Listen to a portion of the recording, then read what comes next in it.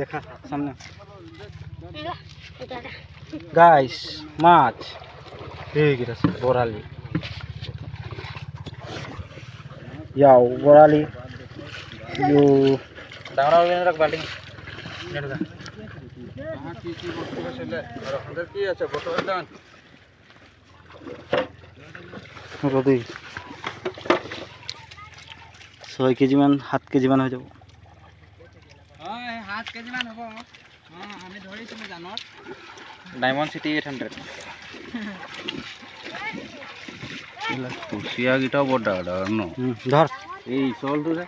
ধৰ